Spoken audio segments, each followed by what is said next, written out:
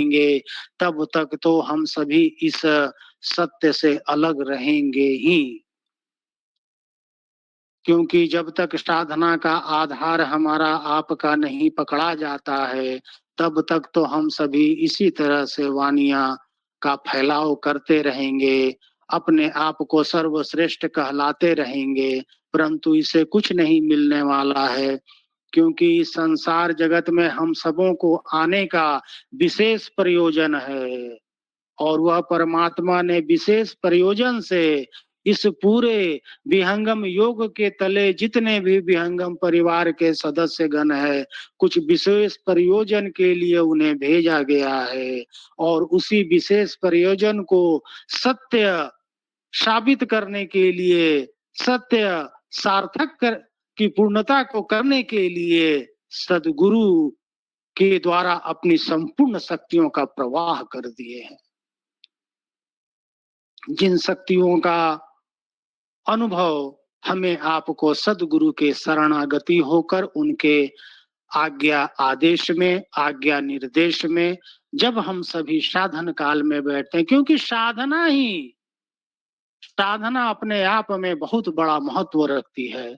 जब तक हमारी आपकी साधना में दृढ़ता नहीं होगी, तब तक हमारा आपका जो प्रेम है, वह व्यर्थ में इस सांसारिक कार्यों में लगा ही रहेगा।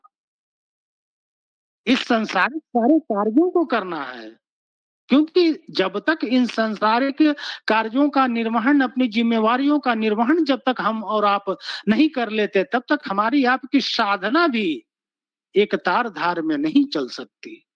परंतु सद्गुरु कहते हैं कि इस संसार के सारे कार्यों को करे, अपने अर्थ का उपार्जन भी करे, सारे कार्य को आपको करना ही है।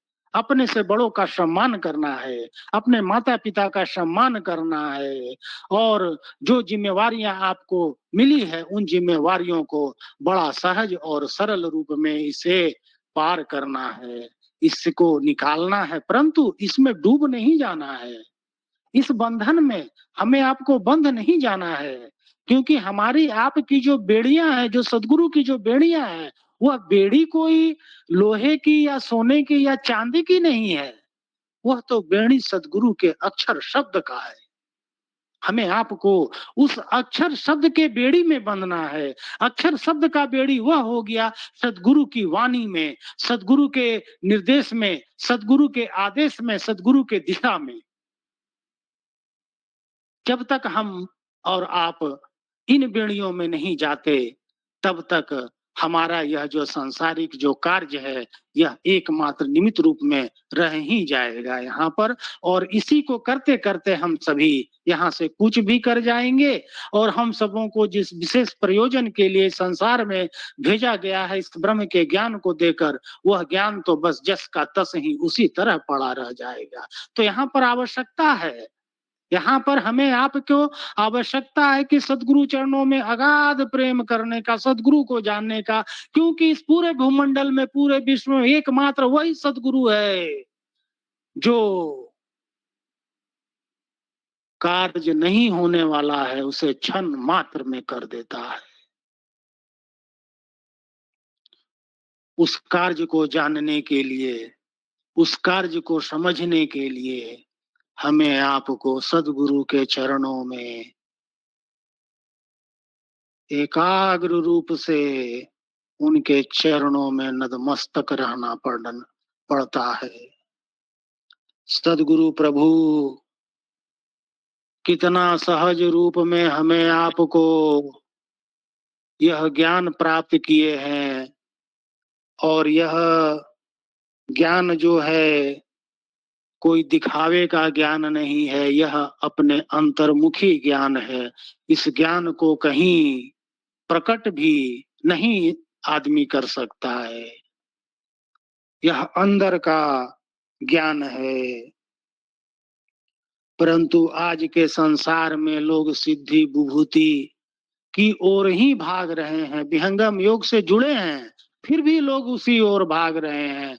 वहां से कोई लाभ होने वाला नहीं है सिवाय पतन का, क्योंकि आजकल कुछ आसनों को, कुछ प्राणायाम करके अपने आँख, कान, नाक को चढ़ाकर कुछ ज्योति को दिखला देते हैं।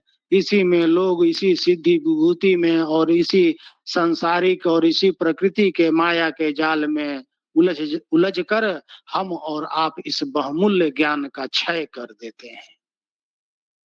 क्योंकि सद्गुरु तो बहुत ही दयालु हैं। सद्गुरु जब हमें आपको वर्ण कर लिए हैं, तो एक ना एक दिन हमें आपको अवश्य उस पार लगा ही देंगे। परंतु हमें आपको यह प्रयास करना है कि सद्गुरु के चरणों के प्रति हम सभी समर्पित कैसे हों। हम सबों का सोना, उठना, बैठना, जागना, जन्म, मृत्यु सबका एकमात्र कारण जब हम सद्गुरु को मानेंगे, सद्गुरु को जब समझने लगेंगे, तब यह जो ब्रह्म विद्या विहंगम योग का ज्ञान है, जो सहज योग की साधना है, यह अत्यंत सरल हो जाती है। और साधन काल में हम और आप बड़ा ही सहजता से इसको अनुभव में हम सभी लाने लगते हैं। क्योंकि यह जो ज्ञान है, यह प्रकृति का ज्ञान नहीं है, प्रकृति से उपरम का ज्ञान है। यह ज्ञान वाणी का भी विषय नहीं है। योग न वाणी से बने, योग न आसन साध, योग न प्राणायाम है, कुंभक विविध न साध। परम पुरुष आत्मा संधि निरंतर योग, जड़ माया व्यापे नहीं, कभी न होय वियोग। यह जो योग है, आत्मा से उस परमात्मा की संधि का है। हम सभी चेतन आत्मा हैं और वह जो परमात्मा है वह विभु चेतन है। चेतन से चेतन का योग करना है सद्गुरु की दया से साधन काल में। क्योंकि यह जो विहंगम जो है, विहंगम का अर्थ क्या है? विहंगम का अर्थ वह एक पक्षी से लिया गया है जो आकाश में गमन करता है स्वतंत्र एक तार निर्धार रूप में। और जिस प्रकार उस अंतरिक्ष में गमन करने वाला जो पक्षी है, उसे उस अंतरिक्ष में गमन करने के लिए इस पृथ्वी के आधार को छोड़ना पड़ता है। इसीलिए हमें आपको उस विभु सत्ता को प्राप्त करने के लिए, उसी तरह से विहंगम योग में चेतन परमात्मा को प्राप्त करने के लिए, इस सद्गुरु के द्वारा बतलाई गई चेतन साधना को करने के लिए हमें आपको तो प्रकृति का आधार छोड़ना ही पड़ेगा। प्रकृति तथा प्राकृतिक कारणों से का जो आधार है, इसका नितांत हमें आपको त्याग करना पड़ेगा। त्याग करने का मतलब यह नहीं हुआ कि हम सभी अपने घर परिवार से विमुख हो गए। अपने घर परिवार में ही हैं, घर परिवार में रह करके ही साधना कर रहे हैं। घर परिवार की जो सारे जो कार्य हैं, सारा जो कर्तव्य है, उसका निर्वहन जो है वह बाहरी रूप है। और हमारी आपकी जो साधना है, हमारा आपका जो विहंगम योग का जो ज्ञान है, हमारा आपका जो उस ईश्वरीय तत्व की जो सत्य जो धारा है, जो हमारे आपके अंदर जो प्रवाहित हो रही है, वह तो आंतरिक है। उसी आंतरिक धारा को तो हमें आपको बढ़ाना है। तो यहाँ पर घर परिवार में भी हम सभी आराम से रह रहे हैं। अपने कर्तव्य का भी पालन कर अपने कर्म फल जो है उसे शुभ रूप में परिवर्तित कर रहे हैं। और उस शुभ रूप में परिवर्तित करते हुए जब हम और आप सद्गुरु के आदेश में जब उनकी बताए हुए मार्ग पर जब चलते हैं, तो वहां पर हमारा यह जो प्रकृति का जो मार्ग है, यह जो प्रकृति का जो कर्तव्य है, इन कर्तव्यों से तो हम और आप परे हो जाते हैं। वहीं से तो विहंगम योग की साधना का प्रारंभ होता है।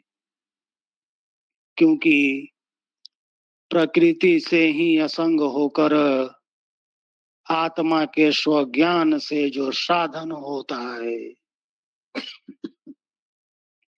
वही तो विहंगम योग है। क्योंकि हमारी आपकी आत्मा की जो चेतना की जो शक्ति है, वह तो सुरति कहलाती है। और आत्मा का संजोग जब इस सांसारिक मन से होता है, मन का जब इंद्रियों के साथ होता है और इंद्रियों का साथ होता है, तब हमें प्राकृतिक विषयों का सारा ज्ञान, सारा अनुभव और इस प्रकृति के माया के रूप में हमारे आपके अंदर प्रविष्ट कर जाती है। क्योंकि आत्मा का प्रकृति की ओर से